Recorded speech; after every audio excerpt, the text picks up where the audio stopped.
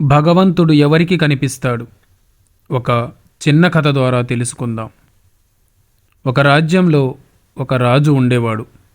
అతడికి న్యాయం అంటే చాలా ఇష్టం.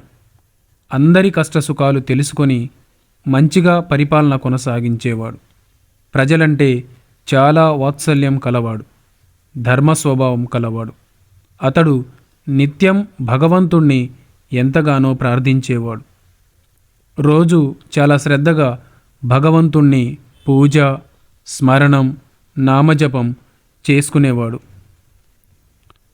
ఒకరోజు భగవంతుడు ఆ రాజుకు ప్రసన్నుడై అతడికి దర్శనమిచ్చి ఇట్లన్నాడు: రాజా, నీ భక్తికి నేను చాలా సంతోషపడ్డాను. నీకు ఏదైనా కోరిక ఉంటే చెప్పు. అప్పుడు ప్రజలంటే ఎంతో ప్రేమగల ఆ రాజు ఇట్లన్నాడు: భగవాన్, నా దగ్గర నీవిచ్చిన సిరి సంపదలన్నీ ఉన్నాయి. నీ కృప వల్ల నా రాజ్యంలో అన్ని సుఖ సంతోషాలు ఉన్నాయి. అయినప్పటికీ నాకు ఒకటే కోరిక. ఏమిటంటే, నాకు కనిపించినట్టే నీ దర్శన భాగ్యంతో నన్ను ధన్యుని చేసినట్టే నా రాజ్యంలోని ప్రజలందరినీ కూడా కృపతో మీ దర్శన భాగ్యంతో ధన్యులను చేయండి. వారికి మీ దర్శనాన్ని ఇవ్వండి మహాప్రభు అని కోరుకున్నాడు. భగవంతుడు రాజును చూసి ఇది సంభవం కాదు కదా అని ఏదో చెప్పబోయాడు. కానీ రాజు మాత్రం చాలా పట్టుబట్టి ఈ కోరికను తీర్చవలసిందే స్వామి అన్నాడు. భగవంతుడు చివరకు తన ప్రియ భక్తుడికి లొంగక తప్పలేదు. అయినా చివరకు ఇలా అన్నాడు: సరే, రేపు నీ ప్రజలందరినీ తీసుకొని ఆ కొండ దగ్గరికి రా. నేను ఆ కొండ మీద అందరికీ దర్శనమిస్తాను. అప్పుడు రాజు అది విని చాలా ప్రసన్నుడై భగవంతుడికి ఎంతో ధన్యవాదాలు చెప్పుకొని మరుసటి రోజు తన నగరంలో దండోరా వేయించాడు. రేపు అందరూ కొండ దగ్గరకు రాజుగారితో పాటు వచ్చి చేరవలసిందేనని, అక్కడ మీకందరికీ కూడా ఆ భగవంతుడి దర్శనం ఇస్తాడు. ఇది రాజుగారి ఆజ్ఞ అని దండోర వేయించాడు.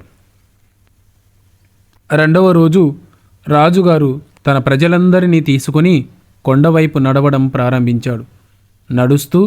నడుస్తూ ఉండగా కొండదారిలో ఒకచోట రాగి నాణేల నిధి కనిపించింది.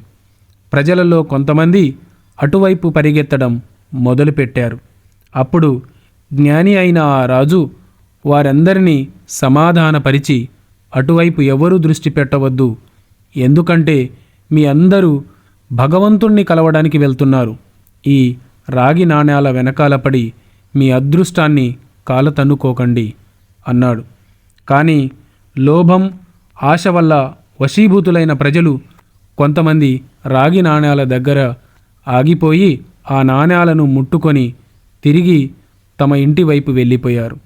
వాళ్ళు మనసులో ఇలా అనుకున్నారు: మొదట ఈ రాగి నాణేలను ఇంటికి చేర్చుకుందాం, భగవంతుణ్ణి మనం తర్వాతనైనా చూసుకోవచ్చు కదా అని. రాజు మాత్రం ముందుకు సాగాడు.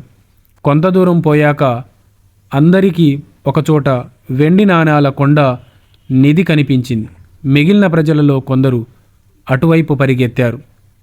వెండి నాణేల మూట కట్టుకొని ఇంటి వైపుకు వెళ్ళిపోయారు. వాళ్లకు ఈ అవకాశం మళ్ళీ మళ్ళీ దొరకదు అనిపించింది. వెండి నాణేలు మళ్ళీ దొరుకుతాయో లేదో తెలియదు, భగవంతుడైతే మళ్ళీ అయినా దొరుకుతాడు కదా అనిపించింది. ఈ విధంగా కొంత దూరం వెళ్ళిన తర్వాత అందరికీ విచిత్రంగా బంగారపు నాణేల నిధి కనిపించింది. ప్రజలలో ఇంకా మిగిలిన వారంతా రాజు బంధువులతో సహా అటువైపు ఆశగా పరిగెత్తడం మొదలుపెట్టారు. వాళ్ళు కూడా ఇతరులలాగే ఈ నాణేలను మూట కట్టుకొని సంతోషంగా తిరిగి చూడకుండా వెళ్ళిపోయారు. ఇంకా కేవలం రాజు, రాణి మిగిలారు. రాజుగారు రాణితో ఇలా అన్నాడు: చూడు, ఈ ప్రజలు ఎంత ఆశపోతులు. భగవంతుణ్ణి నిజదర్శనం లభించడం అంటే ఎంత గొప్ప విషయమో వీరికి తెలియటం లేదు. భగవంతుని ఎదుట ఈ మొత్తం ప్రపంచంలోని ధనమంతా కూడా ఒక లెక్క కానే కాదు కదా.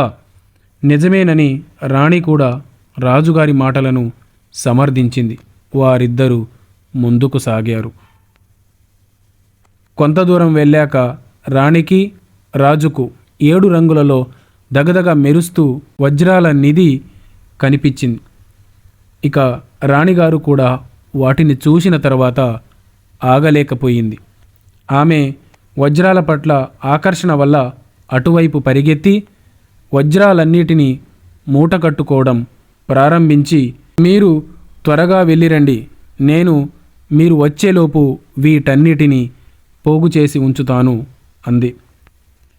అది చూసి రాజు ఎంతో బాధపడ్డాడు. మనస్సు విరక్తి చెంది చాలా బరువైన మనస్సుతో ఒక్కడే ఒంటరిగా ముందుకు సాగాడు. నిజంగానే అక్కడ భగవంతుడు నిలబడి ఉన్నాడు. రాజును చూస్తూనే భగవంతుడు చిరునవ్వుతో అడిగాడు, ఎక్కడ ఉన్నారు నీ ప్రజలు, నీ యొక్క బంధువులు? నేను ఎప్పటి నుంచో ఇక్కడే నిలబడి మీ అందరి కోసం ఎంతో ఆతృతతో ఎదురు చూస్తూ ఉన్నాను. రాజుగారు చాలా సిగ్గుతో భగవంతుని ముందు తలదించుకున్నారు. ఇది చూసి అప్పుడు భగవంతుడు రాజుకు ఈ విధంగా వివరించాడు, ఓ రాజా, ఎవరైనా సరే తమ జీవితంలో భౌతిక సంసారిక లాభాలను నాకంటే ఎక్కువ అని భావిస్తారో వారికి ఎప్పటికీ నేను లభించను, నా దర్శనము కనిపించదు. వారు నా స్నేహాన్ని కానీ కృపని కానీ ఎన్నటికీ పొందలేరు.